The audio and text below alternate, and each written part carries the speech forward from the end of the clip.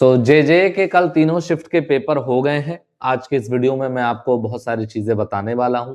Paper का level कैसा था, क्या था तीनों शिफ्ट्स में, क्या एक्सपेक्टेड आपके मार्क्स, जो गुड अटेम्प्ट्स क्या हो सकते हैं, एक्सपेक्टेड कट ऑफ क्या हो सकती है, आपके आंसर की कब तक आ जाएगी, साथ के साथ क्वेश्चंस के जो लेवल थे वो कैसे थे, और कब आपको अपने रिजल्ट को एक्सपेक्ट करना चाहिए और कब तक हमें मेंस की तैयारी शुरू कर देनी चाहिए।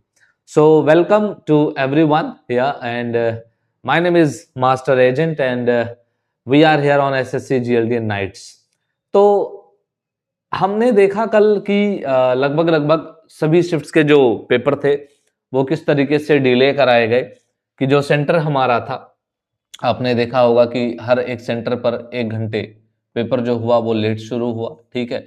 और 1 घंटे लेट शुरू होने के पीछे की जो वजह है वो मैनेजमेंट की प्रॉब्लम हो सकती है, या फिर हो सकता है कि उसमें कुछ टेक्निकल इशू रहा हो और इस वजह से वो काम ना कर पाए हों, ठीक है। तो कहीं ना कहीं एक बहुत नेगेटिव जो चीज़ है वो ये है कि अगर बच्चा 1 मिनट के लिए लेट हो जाए तो वो पूरे 1 साल बाद वो पेपर देगा, और अगर ये पेपर 2 साल बाद लेंगे तो 2 साल बाद पेपर देगा। लेकिन ये 1 घंटा लेट करते हैं, इसमें बच्चे का क्या नुकसान होता है, क्या फायदा होता है, इससे इनको कोई लेना देना नहीं है, और इस पर इनके खिलाफ ना कोई सरकार कोई एक्शन लेगी और ना कोर्ट खुद कोई एक्शन लेगी, ठीक है। तो ये विडंबना है, भारत जैसे देश में है। बहुत कुछ अच्छा है तो कुछ ऐसा भी है कि शिक्षा व्यवस्था हमारी ऐसी है भाई, ठीक है। बात करते हैं कि सर जो एक्सपेक्टेड डेट्स हो सकते हैं आंसर की के लिए वो क्या हो सकते हैं। तो देखो भाई, सबसे पहली बात तो आपको मैं ये बता दूं कि एक्सपेक्टेड जो डेट्स हो सकते हैं वो क्या हो सकते हैं, वो यहाँ पर आप देखो, ध्यान से देखना। सबसे पहली बात तो ये है कि ये जो एग्जाम कंडक्ट किया गया वो टीसीएस ने कंडक्ट किया, आईओएन्स पे आपने जाके देखा होगा, ठीक है।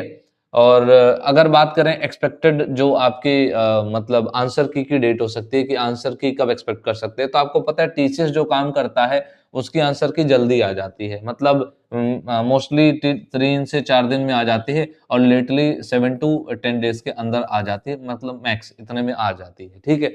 तो हमारा पेपर जो खत्म हुआ है वो 22 तारीख को खत्म हुआ है, 22 मार्च को, यानी कि कल। और जब 22 मार्च को हमारा पेपर खत्म हुआ है तो हम एक्सपेक्ट कर सकते हैं कि 24 से 27 मार्च के बीच में हमारी आंसर की आ जाए। तब तक के लिए आपको कोई टेंशन नहीं लेनी। बच्चे क्या करेंगे कि वो मतलब एक एक क्वेश्चन उनको याद आता जाएगा, वो साइट पर, गूगल पर या चैट जीपीटी पर जा जा करके अपना क्वेश्चन जाके पूछते रहेंगे और गलती पता चलती रहेगी और टेंशन लेते रहेंगे। तो मैं कह रहा हूं कि अभी आप टेंशन मत लीजिए, क्योंकि आपने जो पेपर में कर दिया है वो वहां पर मतलब रिजर्व हो गया है, वो वहां पर मतलब डन हो चुका है, वो लौटने वाला नहीं है ना। So what you have to do basically is कि आप थोड़ा सा इंतजार कर लो, थोड़ा सा इंतजार कर लो। 22 तारीख का ही पेपर हुआ था कल ही आपके, तो आपका जो आंसर की आ सकता है वो 24 से 27 मार्च तक आपको आंसर की देखने को मिल जाएगी, और मैक्स अगर डिले हो गया तो 29-30 मार्च तक आपका आ जाएगा। मतलब इतना टीसीएस से हम एक्सपेक्ट करते हैं, ठीक है। तो जो लोग पहली बार पेपर दिए हैं इसका या कॉम्पिटेटिव एग्जाम का, उनको पता नहीं था बहुत सारी चीजें, तो उनके लिए ये चीज बहुत इंपॉर्टेंट है। बाकी जो लोग टीसीएस का एग्जाम मतलब एसएससी में दिया, जिन्होंने टीसीएस के टाइम पीरियड में, उनको बहुत अच्छे से सारी चीजें पता होंगी ना, कि वो क्या करते हैं, आपको रेस्पॉन्स शीट देंगे और ऑब्जेक्शन का विंडो साथ साथ वो दे देंगे जल्दी से जल्दी, कि हाँ भाई रेस्पॉन्स शीट देंगे तो ऑब्जेक्शन का दे देंगे, तो देखा जाएगा। आप लोगों को एक काम करना रहेगा बस, कि तीनों जो बच्चे अलग अलग शिफ्ट में पेपर दिए हैं वो क्या करेंगे कि एक एक मेरे को क्वेश्चन पेपर भेज देंगे अपना, ठीक है। उनका जो बेसिक मतलब डिटेल्स है वो बिल्कुल भी ऐसा पब्लिक नहीं किया जाएगा, उसको हटा करके उस पर हम एडिट करके बाकी क्वेश्चंस को देख लेंगे एक बार कि कौन से क्वेश्चन पे ऑब्जेक्शन लगाए जा सकते हैं, ठीक है। चाहे वो किसी भी सब्जेक्ट का हो, इंग्लिश का हो, जीएस जीके का हो, मैथ्स का, जिसको जो भी लगेगा वो ऑब्जेक्शंस हम देख लेंगे, ठीक है। और बात करते हैं आगे कि सर गुड अटेम्प्ट्स क्या रहेंगे, क्योंकि कुछ लोगों का कहना था कि सर जो पहला शिफ्ट था, फर्स्ट शिफ्ट जो था वो लोगों का कहना था कि सर इजी आया था, बस उसमें जो करंट अफेयर्स था, ठीक है, वो थोड़ा सा हमें लगा कि हाँ हमें नहीं आता। तो इस बेस पर गुड अटेम्प्ट्स क्या हो सकते हैं। सेकेंड जो शिफ्ट थी वो लोगों का कहना है कि सर इजी से मॉडरेट था, इजी से लेकर के मॉडरेट था। कुछ लोगों को टफ लगेगा, देखो मैं बताता हूँ किन लोगों को पेपर टफ लगता है। मैं बहुत क्लियर बात करता हूँ, इसलिए कुछ लोगों को थोड़ा सा मतलब ना ऐसा अंदर से बुरा महसूस हो जाता है, बट देखो टू द पॉइंट बात करने की अपनी आदत है, ठीक है। क्योंकि अब संतुष्टि के लिए किसी की कोई बात ऐसे दिल रखने के लिए नहीं बोली जा सकती चीजों के लिए, ठीक है। तो इजी टू मॉडरेट था। बात करते हैं थर्ड शिफ्ट की। कुछ लोगों का कहना है कि थर्ड शिफ्ट टफ आई थी, ठीक है। तो थर्ड शिफ्ट अगर टफ आई थी तो ऐसा है कि एक आध स्टूडेंट से जो मेरी बातें हुई उनका ये कहना था कि सर ये भी मॉडरेट ही था, ठीक है, इजी टू मॉडरेट ही था, ये भी टफ नहीं था सर, आप इसको इजी टू मॉडरेट कह सकते हैं। कुछ क्वेश्चन के टफ आने से पेपर टफ नहीं होते, ये बात आप ध्यान रखना, ठीक है। कुछ क्वेश्चन के टफ होने से पेपर टफ नहीं हो जाता, कुछ क्वेश्चन टफ एग्जाम में पूछे ही जाते हैं, ठीक है। तो अगर स्पेशली मैं बात करता हूँ फर्स्ट शिफ्ट की, तो फर्स्ट शिफ्ट में जो पेपर था वो काफी आसान था एज कंपेरेटिवली सेकंड और थर्ड की अगर बात करें तो फर्स्ट शिफ्ट काफी आसान भी आई थी, ऐसा काफी लोगों का कहना है, ठीक है। और उसमें जो करंट अफेयर्स पूछे गए तो उन्होंने बोला ही था कि 15 क्वेश्चन तो हम करंट से पूछेंगे, ये नोटिफिकेशन में मेंशन्ड है कि 45 आउट ऑफ 45 जो जीएसजीके का उनका जीए का पैटर्न है पूरा, उसमें 45 में से उन्होंने बोला कि 30 क्वेश्चन तो हम अलग जगह से पूछेंगे, लेकिन जो 15 क्वेश्चन है वो हम पूछेंगे कहाँ से, वो करंट अफेयर से पूछेंगे, ऐसा उनका कहना था, तो वो देखने को मिला। सेकेंड शिफ्ट भी लोगों ने बताया कि कुछ इतनी खास नहीं थी सर, इजी टू मॉडरेट ही गई है, कुछ क्वेश्चंस आपसे तो अच्छे पूछे ही जाएंगे, अब आप ये एक्सपेक्ट नहीं कर सकते ना कि हर एक क्वेश्चन आपसे इजी ही पूछ लिया जाए, लेकिन टफ हम किसको कहते हैं, जब आप ये मान करके चलो कि जैसे 30 क्वेश्चन है, 30 जो क्वेश्चन हैं किसके हैं सर, 30 क्वेश्चन जो हमारे हैं 15 मैथ्स के 15 रीजनिंग के। इसको टफ कब कहते, जब सिर्फ 5-5 क्वेश्चन इजी होते और 10-10 क्वेश्चन हार्ड आ जाते, यानी कि इसमें से 30 में से 15 क्वेश्चन हार्ड होते या 20 क्वेश्चन हार्ड होते और बाकी के क्वेश्चन इजी होते, तो आप उसको कह सकते थे कि मतलब मॉडरेट से सर टफ चला गया पेपर।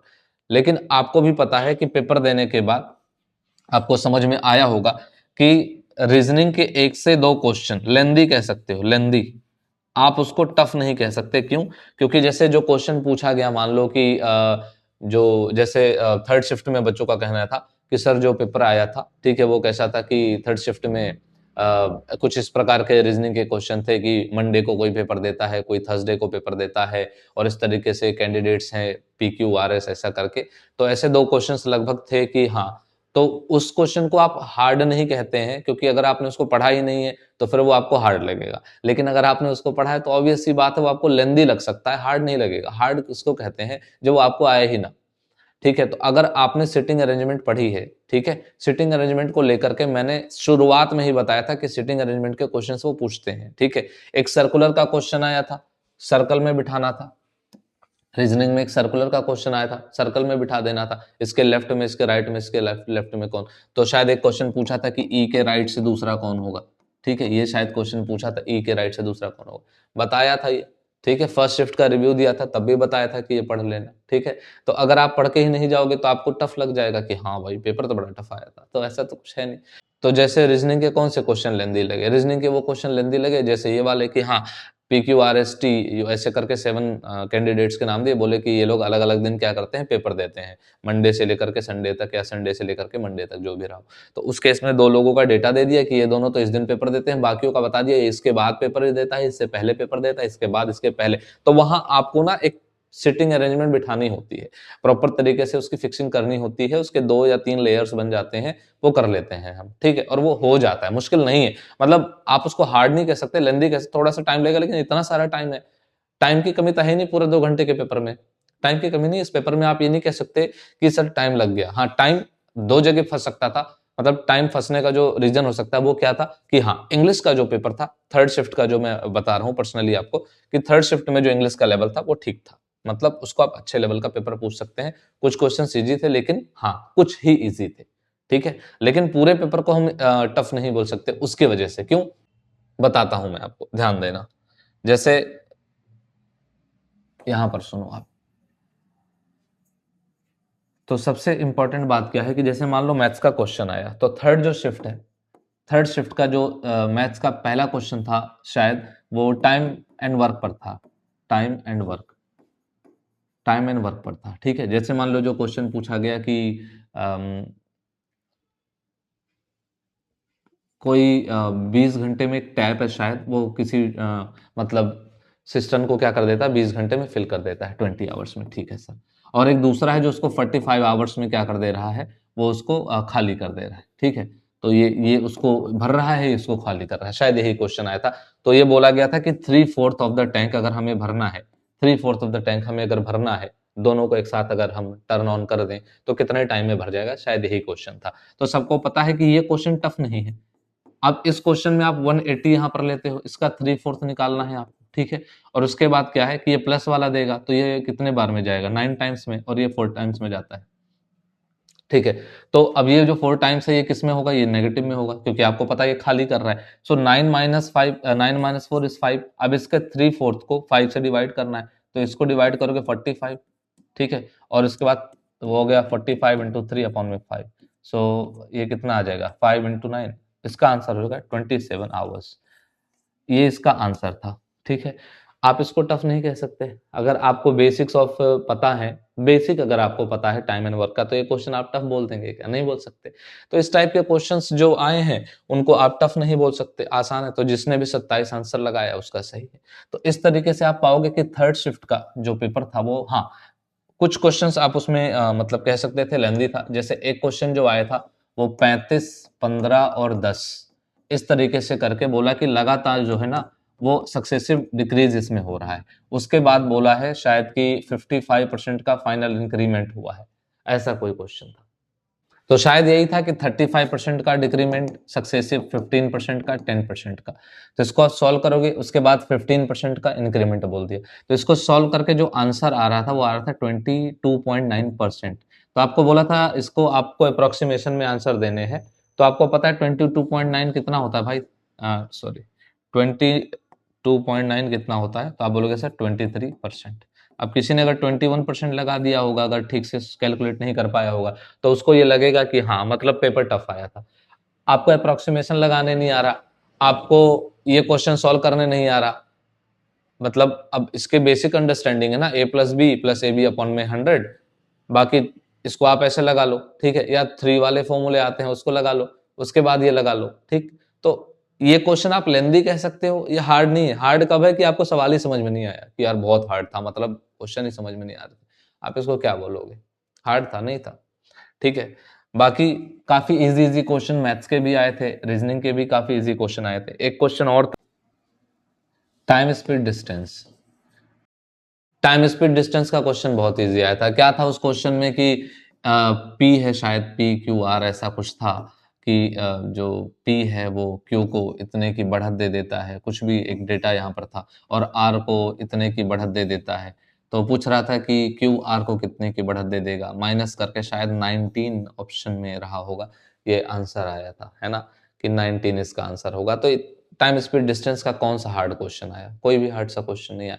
और आपको सी आई और एस आई का डिफरेंस दिया था, इसका फॉर्मूला पता होता है सबको, पी आर स्क्वायर अपॉन में 100 का स्क्वायर इज इक्वल टू जो भी गैप दिया हो। तो गैप जहां तक मुझे पता है 44 आया था, कि इनका डिफरेंस 2 ईयर्स का जो है वो कितना है, 44 है। और यहाँ पर रेट कुछ दिया हुआ था शायद, ठीक है, एग्जैक्टली तो मुझे याद नहीं है, शायद 4% था रेट या कितना था, ठीक है। तो शायद 4% था, तो इसमें आपका आंसर कैसा हो जाएगा, 44। ये जो 100 का स्क्वायर है इसको आप 100 इंटू 100 यहाँ लिख लीजिए, डिवाइडेड बाई 4% का स्क्वायर हो जाएगा, तो 4 से कट गया 11 बार में, 4 से कट गया 25 बार में, तो 25 इंटू 11 कितना हो जाएगा, 5, 5 प्लस 2 7 एंड 2, ये आपका आंसर हो जाएगा। शायद यही ऑप्शन नंबर सी था, 27500, ठीक है। तो ये आपको, इसको आप टफ नहीं बोल सकते, बहुत बेसिक क्वेश्चंस पूछे गए थे जो एकदम फॉर्मूला बेस्ड भी हैं या बेसिक अंडरस्टैंडिंग पर हैं, ठीक है।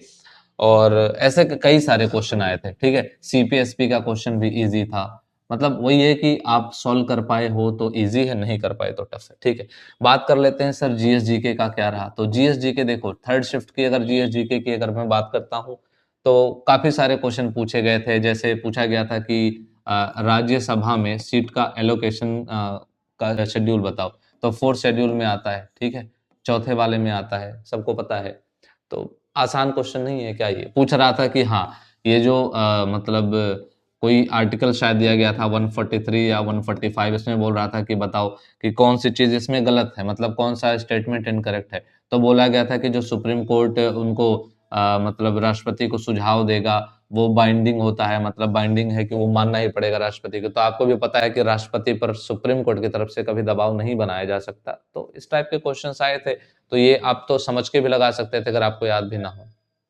बात समझ में आ गई।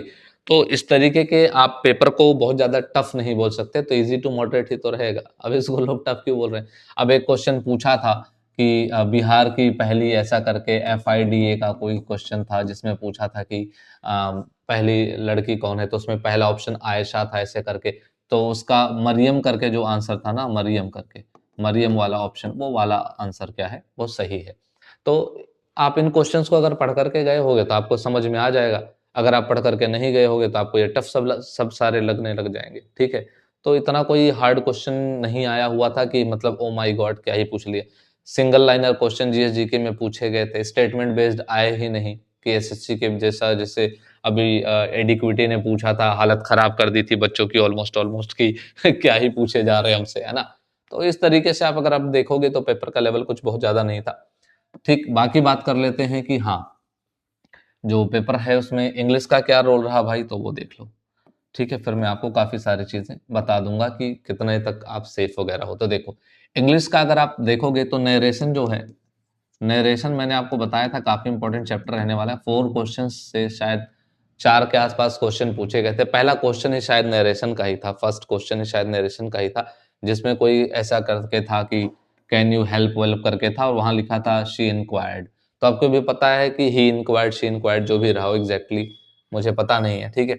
तो वहां पर क्या हो जाएगा कि अब अगर आप किसी से मदद मांग रहे हैं तो इंक्वायरी नहीं करेंगे, रिक्वेस्ट करेंगे। तो उसमें पूछा था कि कौन सा वाला गलत है, तो पहला वाला जैसे ये था शायद कि I love reading book, I love reading books ऐसे करके कुछ था, शी स्टेटेड। तो सही बात है, वो स्टेटमेंट दे रही है कि हाँ मुझे पढ़ना पसंद है ये किताब। और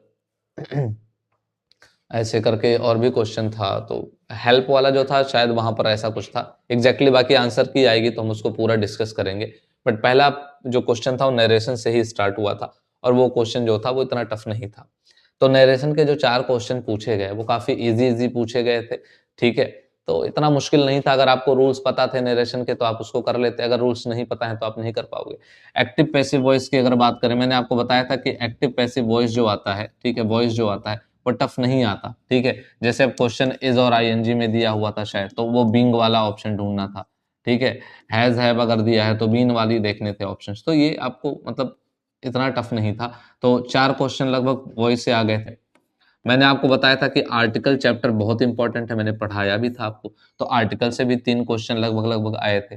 तो इसमें क्या पूछा था कि 3 क्वेश्चन आर्टिकल के थे, इसमें शायद पहला क्वेश्चन ही था आर्ग्यूमेंटिव स्पीच करके कुछ था, तो आपको भी पता है एन आएगा वहां पर, ठीक है। एन आर्ग्यूमेंटिव, आर्ग्यूमेंटिव में अ का साउंड आ रहा है, अ से आह के बीच में आएगा। इतनी बेसिक चीजें बताई थी मैंने, बहुत बेसिक चीजें बताई थी। एक और क्वेश्चन था उसमें दोनों जगह द आना था, द आना था, ठीक है, ऐसे करके द मीडिया या द करके कोई क्वेश्चन था ऐसे। सो बेसिकली इतना टफ नहीं आया था, आर्टिकल के 3 क्वेश्चन आए थे। हाँ, मतलब क्या बोलते हैं, जंबल जो थे वो आसान नहीं थे। जंबल का जो क्वेश्चन था वो शायद 2 से 3 क्वेश्चन जंबल के शायद आए थे, जिसमें से एक क्वेश्चन काफी लेंदी था, काफी लेंदी था, काफी बड़ा था, तो उसमें गलत होने के चांसेस हैं, लोग उसको गलत कर सकते हैं, ठीक है। तो थे कुछ क्वेश्चंस लेंदी थे उसमें, आप कह सकते हो इंग्लिश के कुछ क्वेश्चंस अच्छे थे, ठीक है। बाकी आरसी, हाँ एक चीज क्या था कि आरसी जो है ये 2 पूछ लिया इन्होंने, ठीक है। लास्ट ईयर ऐसा नहीं था, लास्ट ईयर सिंगल आरसी थी, इस बार 2 आरसी इन्होंने पूछे, ठीक है। तो दोनों ही आरसी अच्छे थे, आप उसको इजी नहीं कहोगे, उसको आप मॉडरेट कहोगे, ठीक है। उसे आप इजी नहीं कहोगे, उसे आप मॉडरेट कहोगे, उसे टफ नहीं कह सकते। टफ कब होता है, जब आप पढ़ो और आपके कुछ भी समझ में ना आए, पूरा पैसेज समझ में नहीं आएगा, तब वो टफ है, ठीक है। आपको भी पता है वो शायद रोमांटिसिज्म पे पूरा पैसेज एक था, पूरा रोमांटिसिज्म क्या होता है उस पर था, और एक तो एग्जैक्टली मुझे पता नहीं है, बट हाँ एक पता है कि इस पर था, ठीक है। तो इतना ज्यादा टफ आप उसको नहीं बोल सकते, मॉडरेट था, लेवल ठीक है। इसका मतलब ये है कि अब उस पर अटेम्प्ट्स कितने कैसे क्या अच्छे हो सकते हैं उस पर बात कर लेता हूं। बाकी जो पेपर था इंग्लिश का वो भी अच्छा था, ठीक है। बाकी टेंस का एक क्वेश्चन आया था जिसमें पूछा था कि फ्यूचर टेंस बताओ, तो विल वाला ऑप्शन सही है भाई, क्योंकि फ्यूचर में बाकी तीनों थे ही नहीं। एक पास्ट में था, तो एक प्रेजेंट इंडेफिनिट में था, एक कॉन्टिन्यूस में था, एक पास्ट में था, शायद ऐसे ही एक ही था विल वाला। यार बहुत इजी था कि टेंस का ये क्वेश्चन आपसे पूछा गया था, ठीक है।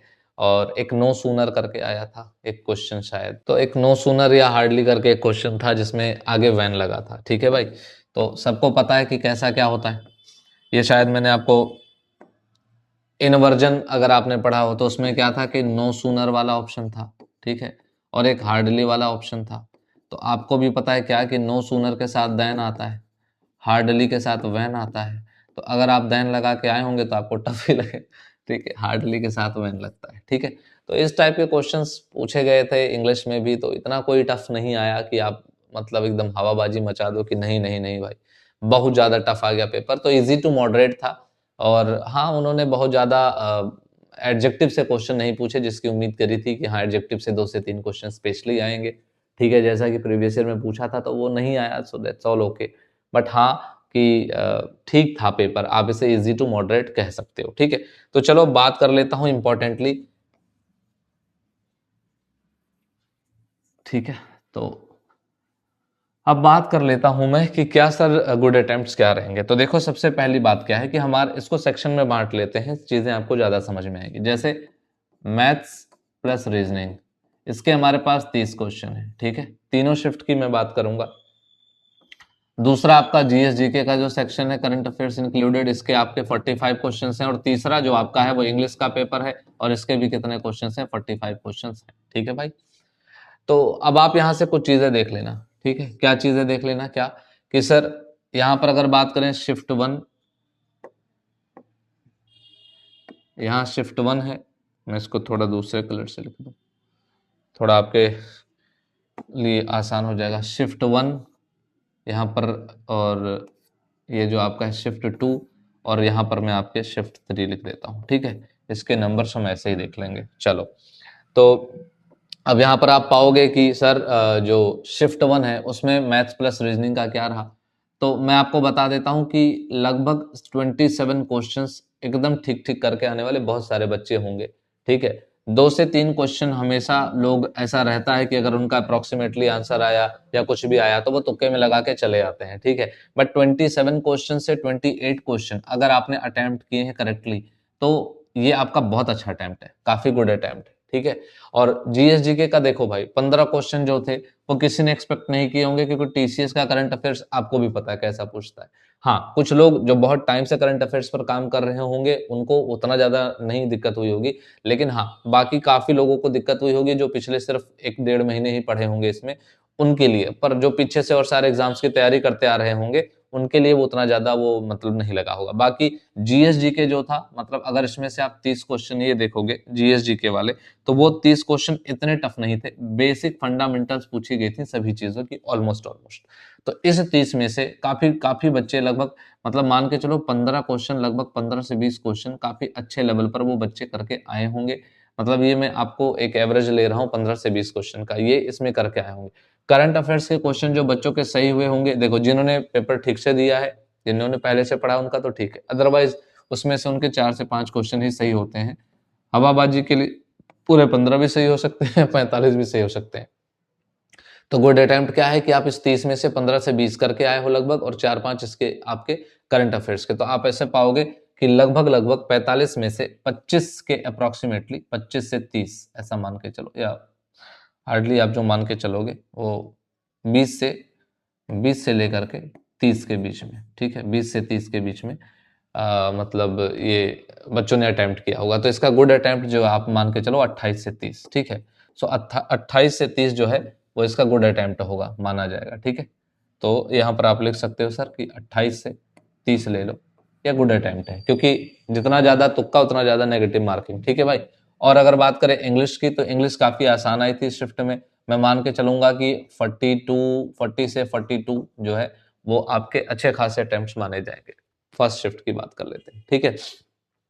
सेकेंड शिफ्ट की बात करेंगे तो सेकेंड शिफ्ट में भी मैथ्स वगैरह कुछ इतनी हार्ड नहीं आई थी, तो इनका भी एवरेज वही रहेगा।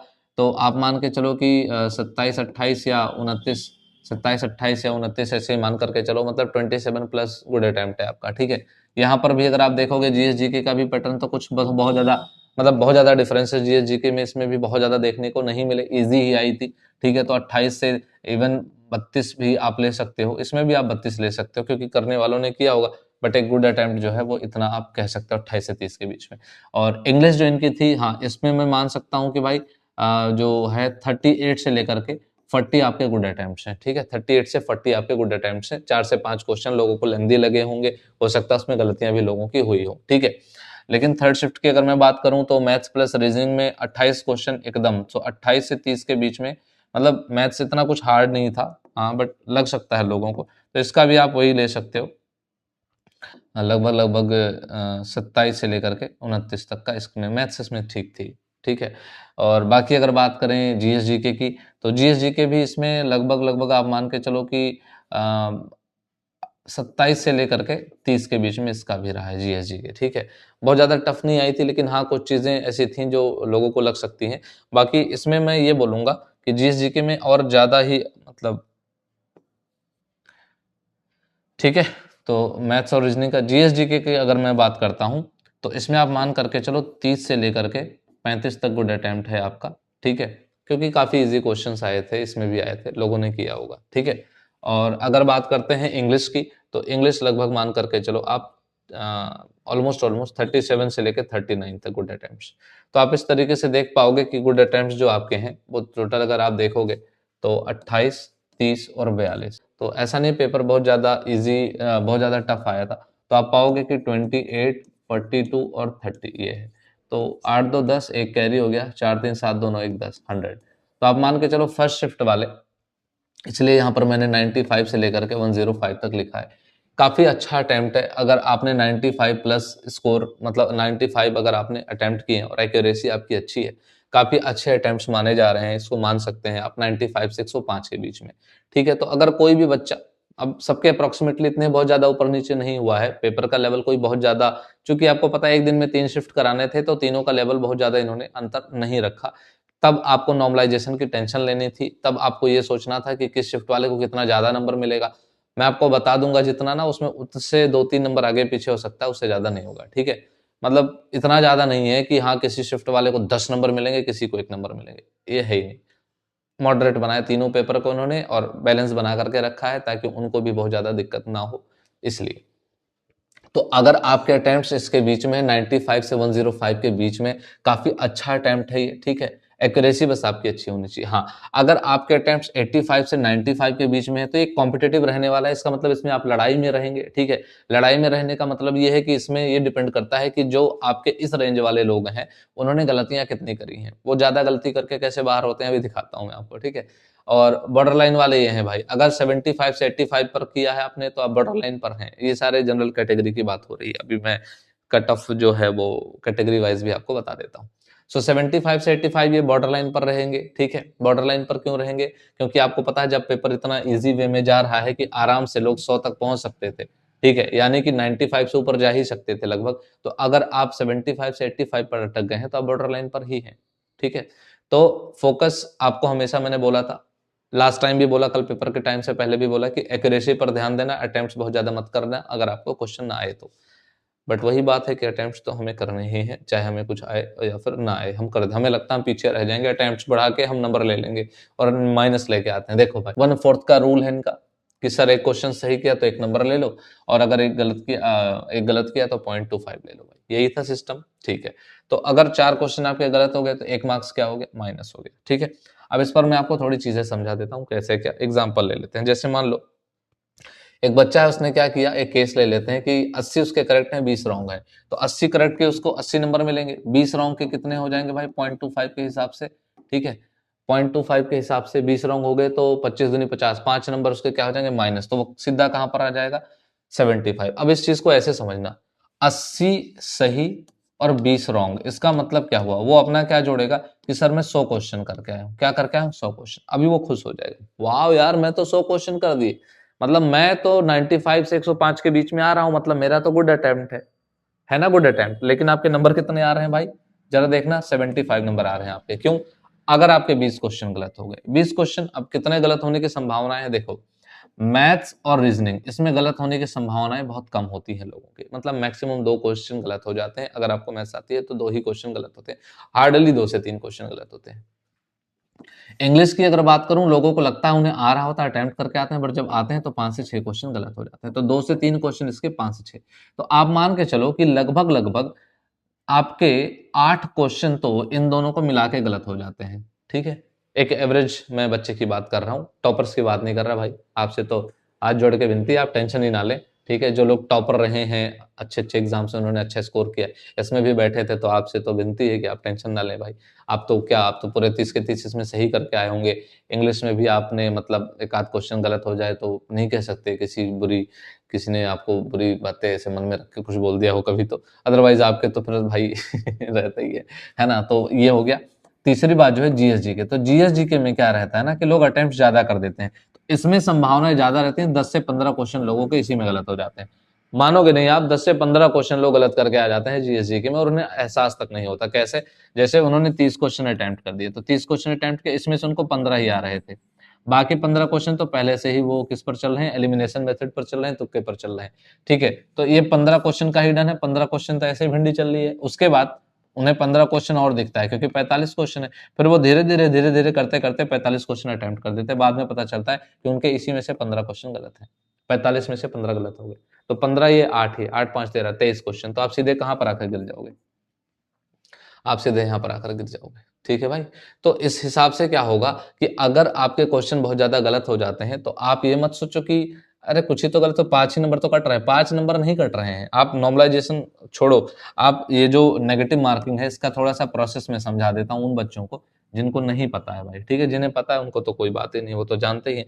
आप इसको कैसे देखोगे कि आपने 100 अटेम्प्ट किया, अब आपके नंबर कितने आ रहे हैं? 100। आपको लग रहा है 100 मतलब सेफ नंबर है, क्योंकि 90 के अप्रोक्सीमेटली या 90 प्लस अगर किसी के स्कोर आ रहे हैं तो अपने आप को सेफ समझता है। 95 प्लस हो गया, अब आपको लग रहा है मेरे तो 100 क्वेश्चन अटेम्प्ट करके आए हूँ, 2-3 मेरे गलत हो जाएंगे, ज्यादा ज्यादा 2 गलत हुए तो मतलब कितना ही 2 गलत हो जाएगा, 0.25 का माइनस मार्किंग है, 2 क्वेश्चन गलत हुए तो कितना ही हो जाएगा। ठीक है, 0.5 आधे नंबर कट जाएंगे, तो आपके तो 99.5 नंबर आ रहे हैं।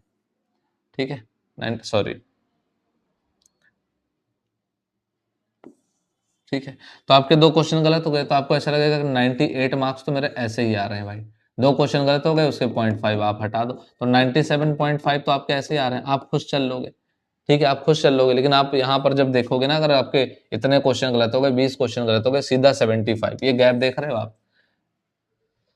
ये बहुत लंबा गैप है, और लोगों को समझ में कब आता है? जब आंसर की आती है, और तब वो बैठ के टेंशन में रहते हैं कि इतना नेगेटिव नहीं करके आना चाहिए था। ठीक है, तो नेगेटिव मार्किंग का कुछ यही सीन है। अब एक और केस ले लो, 70 करेक्ट है, 10 ही गलत है, तो 70 करेक्ट के 70 जो करेक्ट हैं वो तो मिलेंगे, मतलब इस बच्चे ने 80 अटेम्प्ट किया है। अटेम्प्ट कितने हैं? 80 क्वेश्चन अटेम्प्ट करके आए। 70 करेक्ट है, 10 रॉन्ग है, 70 करेक्ट के 70 नंबर, 10 रॉन्ग है, 0.25, 67.5। ठीक है, तो ये इस तरीके से आपके नंबर इसमें क्या होते हैं, मिलते हैं। ठीक है, समझ में आ गई बात? बाकी आंसर की आने दो, काफी सारी चीजें क्लियर होंगी अब। ठीक, तो आप ये सारी बातें समझ गए होंगे क्या क्या। बाकी आपको मैं अभी कट ऑफ बता देता हूँ कि कितने अप्रोक्सीमेटली जा सकती है। बाकी ये कट ऑफ मतलब बेस्ड ऑन अटेम्प्ट्स पर है, लेकिन अभी जब आंसर की आएगी, आप लोग आंसर की चेक करोगे, रैंक मित्रा या जहां पर भी आप लोग चेक करते हो वहां पर चेक करोगे, उसके बाद एक डेटा जो निकल करके आता है वहां से हम लोग चेक करके बता पाएंगे। ठीक है, बाकी तो आप हमें अगर शीट भेजोगे, गूगल फॉर्म का एक लिंक दे देंगे, तो अगर आप भर के दे दोगे तो एनालिसिस कर लेंगे। सभी लोग नहीं भेजेंगे तो कुछ बच्चों के एनालिसिस से रिजल्ट पर बहुत ज्यादा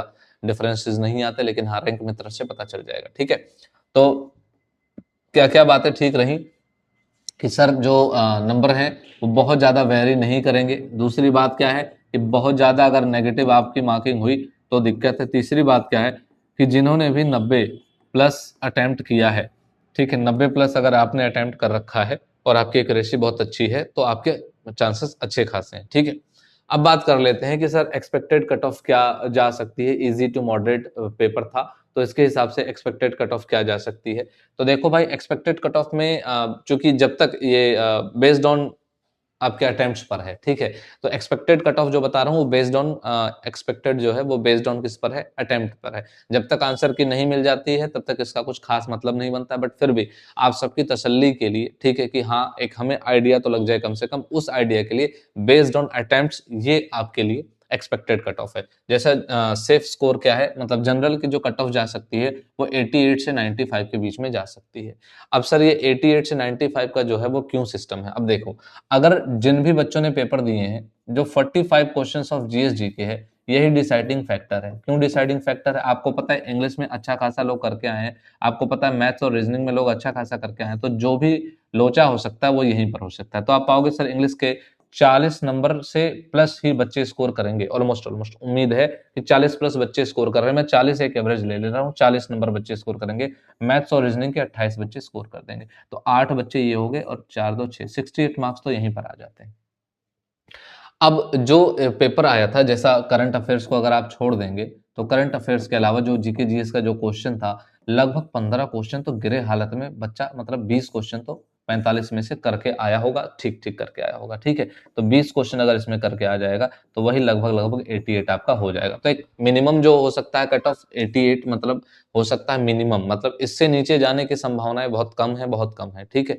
तो 88 से 95, इसलिए अब 95 क्यों लिया है, क्योंकि यही नंबर अगर बढ़ जाएगा, यही नंबर ज्यादा चला जाएगा तो हो सकता है, ठीक है। बाकी ये नंबर थोड़ा सा नीचे कब जा सकता है, 88 से कब नीचे जा सकता है, जैसे वो डिपेंड करेगा इस पर, ठीक है। अगर इसमें जो अटेम्प्ट्स हैं लोगों के ज्यादा हो जाए, नेगेटिव मार्किंग ज्यादा हो जाए, तो वो नंबर माइनस ही होंगे, ठीक है। क्योंकि अगर नेगेटिव मार्किंग ज्यादा हो जाएगी तो 88 नंबर ऐसे स्कोर कर रहे हैं, तो 88 एक लोवेस्ट हो गया, सर 88 स्कोर कर दिया। लेकिन अगर उन्होंने अटेम्प्ट्स मतलब ज्यादा कर दिए हैं, मतलब 10 क्वेश्चन इसमें गलत हो गए, 4-5 क्वेश्चन, 6 क्वेश्चन, 8 क्वेश्चन टोटल मिला के लगभग अगर 15 क्वेश्चन भी या 18 क्वेश्चन गलत हो जाते हैं, ठीक है, या मान लो 20 क्वेश्चन ले लो, मान लो गलत हो जाए, तो 45 में से तो इतना तो गलत होगा नहीं, मतलब मान के चलो कि इसमें से जो गलतियां हो रही हैं लगभग 10-12 क्वेश्चन इसमें से, बाकी मिला के 8-8 क्वेश्चन इनके, 20 क्वेश्चन, तो 20 इंटू 0.25, तो 5 नंबर माइनस होंगे। तो 5 नंबर माइनस, तो हर बच्चे का तो 5 तो माइनस होगा नहीं।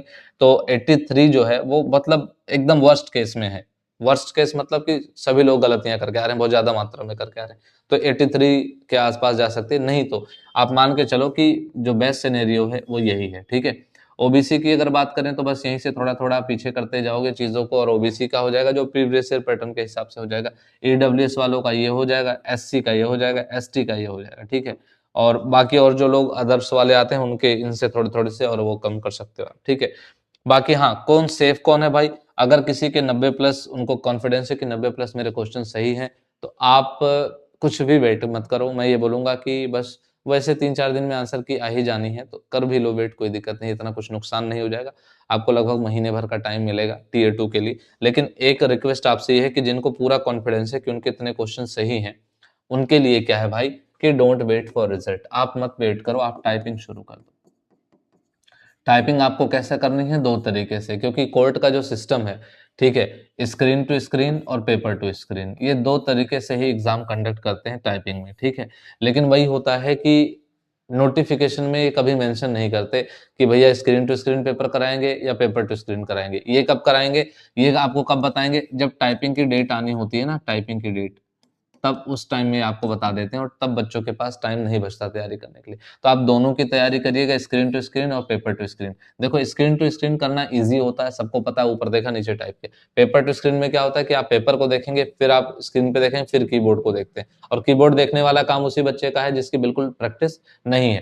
तो आप ये मान करके चलो कि 35 इन्होंने टाइपिंग आपसे मांगी है, तो आपकी जो स्पीड होनी चाहिए वो 45 के अराउंड होनी चाहिए, लगभग 45 के आसपास होनी चाहिए, और एक्यूरेसी पर ज्यादा ध्यान देना, ठीक है। टाइपिंग से रिलेटेड मैं आपको जो जानकारी दे दूंगा वो अगली क्लास में दे दूंगा बहुत अच्छे से कि क्या क्या करना है, ठीक है। तो आप ये मान के चलो, स्टार्ट मेंस प्रिपरेशन नाउ। आपको जिनके 90 प्लस उनको उम्मीद है वो शुरू कर देने चाहिए उनको, ठीक है। Selection depends on next stage, क्योंकि आपको भी पता है कि टीयर 2 और फिर इंटरव्यू, यही मैटर करता है। टाइपिंग भी क्वालिफाइंग है और फर्स्ट पेपर भी क्वालिफाइंग था, कट ऑफ जो भी जाएगी। अच्छा, और सबसे लास्ट में एक बात ये बोलना चाहूंगा कि कल मैं आपके लिए एक मतलब टीयर 2 का पूरा पैटर्न लेके आता हूँ आपको समझाने के लिए, उसमें पेपर क्या क्या आने वाला है, ठीक है। और उम्मीद करता हूँ कि आपको ये चीजें समझ में आ गई होंगी, ठीक है। बाकी आंसर की आती है, उसके बाद बात करते हैं कि कैसे क्या रहने वाला है। और हाँ, बहुत महंगे बैचेज आपको खरीदने की जरूरत नहीं है, बैच की रिक्वायर्ड आपको रहेगी तो मैं आपको कम पैसे में ही, बहुत कम पैसे में आपको, मतलब जितने भी प्लेटफॉर्म्स आपको जो भी दे रहे होंगे उससे, ठीक है।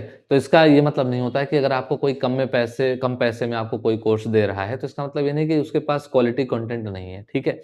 हमारे चैनल्स पर पढ़ने वाले सब इंस्पेक्टर्स भी हैं, हमारे चैनल्स पर पढ़ने वाले टीचर्स भी हैं। कल एक मैम का मेरे पास खुद पर्सनली व्हाट्सएप पर मैसेज करके बोला कि सर आप बेहतर पढ़ा रहे हैं, बीइंग अ टीचर हम समझते हैं, वो भी अध्यापिका रह चुकी हैं। उन्होंने कहा sir being a teacher being a teacher हम ये समझते हैं कि कितनी मेहनत लगती है, एंड सो दैट मतलब बट स्टिल सर बहुत अच्छा आप पढ़ाते हैं, तो आप प्लीज़ कंटिन्यू रखिएगा, ठीक है। तो अगर बैच की रिक्वायरमेंट आपको होगी तो मैं आपको कम पैसे में अच्छा बैच दे दूँगा, ठीक है। 1100, 1200, ₹1000 का, ठीक है, 800, 900 इनके बैचेस खरीदने की ज़रूरत नहीं है, ठीक है। क्योंकि मेन चीज़ें क्या रहेंगी, आपको अगर बैच भी लेना होगा तो मेन चीज़ उसमें इवैल्यूएशन है, ठीक है। इवैल्यूएशन जो है वो मेन चीज़ है। क्यों? क्योंकि इवैल्यूएशन क्या है ना कि आपकी कॉपी जो चेक होती है ना, वो किस तरीके से चेक होती है। क्योंकि आईबीएसए की अगर आप बात करोगे, ठीक है, आईबीएसए वालों का, तो इनको प्रॉपर तरीके से मैंने 2.5 महीने लगभग-लगभग गाइड किया था। इनकी कॉपीज़ वगैरह चेक करी थी अच्छे से। बहुत बढ़िया से इनकी कॉपीज़ वगैरह चेक करी गई, इवैल्यूएशन किया गया, पेपर का पूरा पैटर्न जो फ़ॉलो होना चाहिए था, फ़ॉलो किया गया। तो एग्ज़ाम में उनको लगा नहीं कि वो पेपर दे रहे हैं, उनको लगा मेरा ही मॉक टेस्ट वो उनको मिला हुआ है पेपर में, वो वही दे रहे हैं। और 1-2 बच्चों ने बताया कि उनकी जो जैसे गुजराती या शायद एक आध जो भी लैंग्वेज थी, उन्होंने बताया कि सर वो जो हमने ई बुक दी थी, वहाँ से मिली थी। ठीक है, तो हम मतलब बेहतरीन तैयारी करेंगे, आपको टेंशन नहीं लेनी, बस तब तक थोड़ा-सा इंतज़ार कर लीजिए, आंसर की आ जाए। जिससे क्या हो कि आंसर की से हमें ये पता चल जाएगा कट ऑफ कितनी जा सकती है, तो किन बच्चों को आगे हमें मेंस में लेकर के चलना है और किन बच्चों को आगे के लिए गाइड करना है कि उन्हें नेक्स्ट करना क्या चाहिए। ठीक है? तो मिलता हूँ आपसे मैं अगली वीडियो में और तब तक के लिए जय हिंद।